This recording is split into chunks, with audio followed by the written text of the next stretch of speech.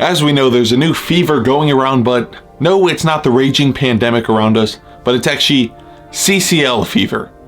Do you have it? Well, if you don't, let me help you get it. CCL stands for the Concacaf Champions League. And yes, just like the Champions League in Europe, maybe minus the glimmer, glam, and all the money, the CCL still holds a very high standard of entertainment value, especially when you get the big matchups between the Mexican and the USA clubs, along with the Canadian clubs and any team in Central America. Now, the CCL has gone through many different phases, obviously starting out as the CONCACAF Champions Cup, but being rebranded around 2008 to change into the CCL. And the CCL itself has gone through a few changes. They changed around January of 2017, where they announced they'd have a 16-team Champions League with just a knockout stage and no group stages, and then along with that, a counterpart of a 16-team CONCACAF League that will feature more Central American and Caribbean clubs. The current format they have right now, again, is the 16-team knockout stage bracket.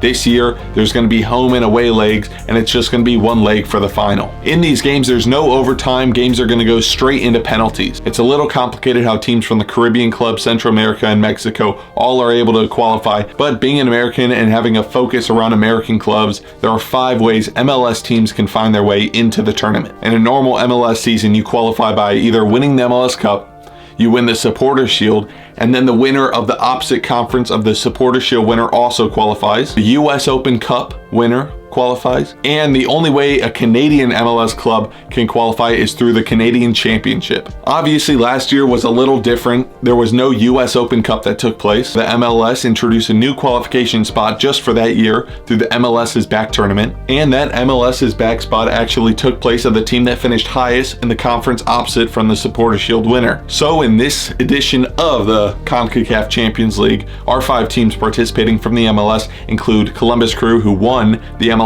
Cup, Philadelphia Union, who won the Supporters Shield, Portland Timbers, who won MLS's Back, Atlanta United, who controversially qualified by winning the US Open Cup 2 years ago, and the Canadian Championship spot still has to be determined between Toronto FC and the CPL's Forge FC. It's a big task for Forge FC to take down Toronto FC, so we can assume that Toronto FC will probably qualify. As you probably know, no MLS team has ever won this competition.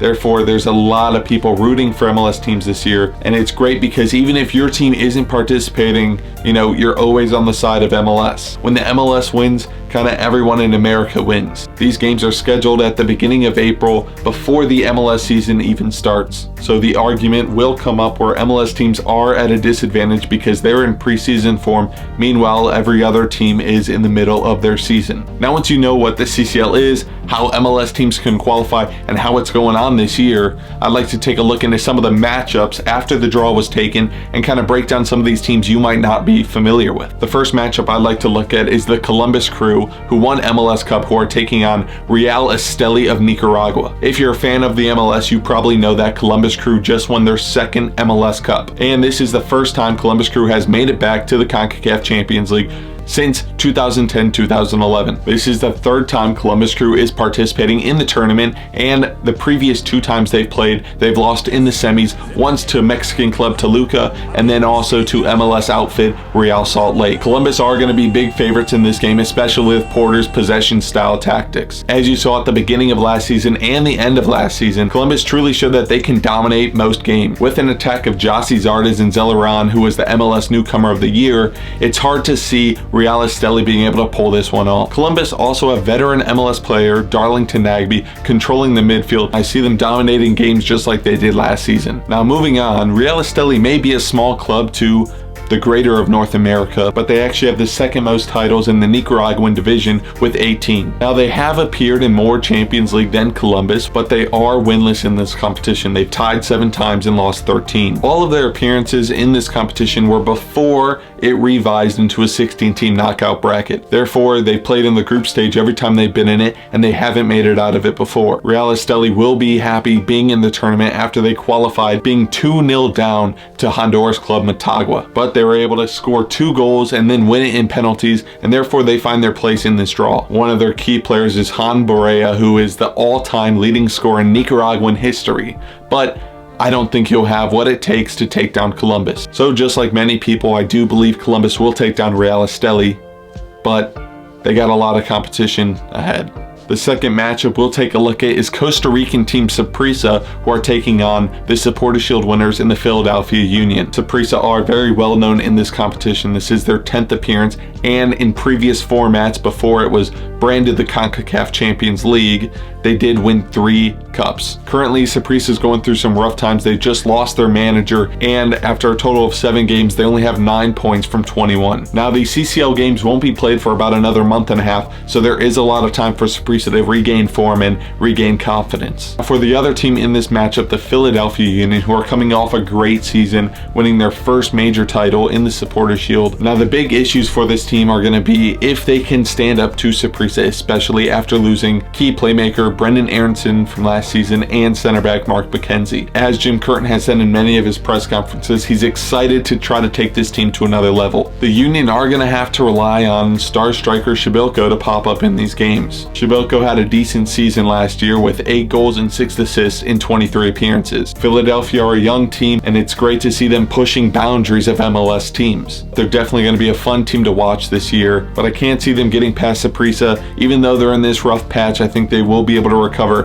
and again, they have a lot of experience in this competition. From one Costa Rican team in Saprissa to another, we're going to be looking at Alajuelense versus Atlanta United. Alajuelense have 30 titles in the Costa Rican top division. This is their 6th time being in this competition, and they've made it to the semifinals twice. Currently, they're top of their league, unbeaten in 7 games. And as Andrew Wiebe of MLS.com stated, he thinks Alajuelense are the best non-Mexican team in the competition this year, with veteran 35-year-old Brian Ruiz in the attacking midfield and Jurgens Montenegro up top, who is a young center forward who has a lot of potential and is a very well-regarded player in this Alajuelense team. But they also have Johan Venegas, who is the all-time leading scorer in the competition under the Champions League, known as the Concacaf League. Now, Alajuelense are taking on Atlanta United, former powerhouse of the MLS, but after last year, who knows where they stand. After coming into the league in 2017, Atlanta United won the MLS Cup just in their 2nd season. A lot of people say this team shouldn't even be in the CCL this year because of the controversial way they qualified. After such a bad 2020 year, they still qualified because the US Open Cup position was given to them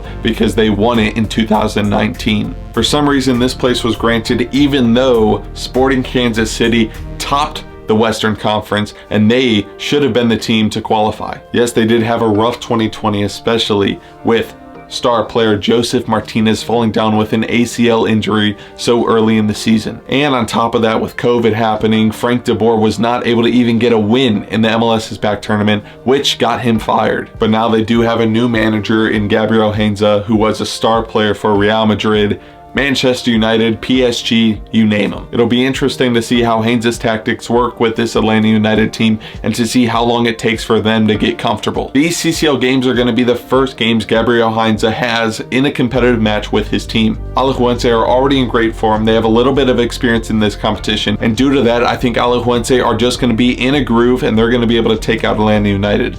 Another big MLS matchup is the Portland Timbers, who are going to be taking on CD Marathon. Portland are making their 3rd appearance in this competition after winning the MLS is Back tournament. In their 2 previous CCL attempts, they have failed to make it out of the group stage. They do have a good team with Diego Char in the midfield and veteran Diego Valeri playing too. One of their best stars, Blanco, might not even be able to play though because his ACL injury in September. I don't know a lot about their opponents in Marathon, but I do know they're from the Honduras League and the league was canceled last year. But they did semi-recently win the title in 2018. For this matchup, I do think Portland will be able to take on Marathon and make their way into the quarterfinals of this tournament. The last matchup I want to talk about today is Leon versus the winner of Toronto or Forge, but in this case, for today's video, we're going to act like Toronto makes it through. This matchup would be the only Liga MX team versus MLS. There's a lot of history between Liga MX and MLS, and that's the key part of this tournament, is seeing how well MLS teams can fare against these Liga MX counterparts. Leon are not going to be happy, especially after losing last year in such a dramatic fashion. 2-0 in Mexico against LAFC. They made their way to Los Angeles and fell apart. LAFC pulled off an incredible comeback and were able to win 3-0, winning 3-2 on aggregate. So Leon are not going to give up easy. They are having a rocky start to the beginning of the Liga MX season, but again, these games are so far in the future that these teams are going to have time to kind of fix their form. Victor Davila seems to be leading the team this year with 2 goals in 4 games. If Toronto FC are able to beat Forge FC, then they will be the only MLS team participating this year that has made it to a final before. You may remember the dramatic 2018 final where Toronto battled with Guadalajara all the way to penalties, where Michael Bradley ended up missing a penalty and everything went wrong from there. Toronto are starting with a new head coach this year after Greg Vanney left, but they still have a great team with Alejandro Pozuelo, who was MLS MVP last year,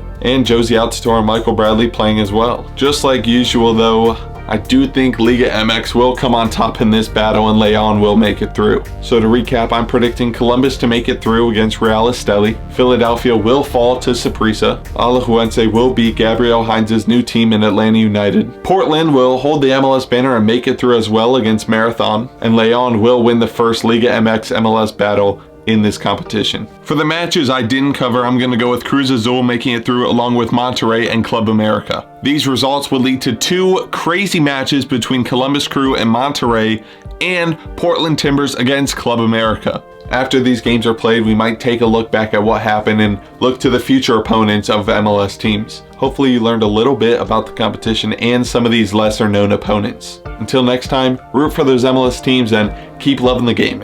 I'll see you later.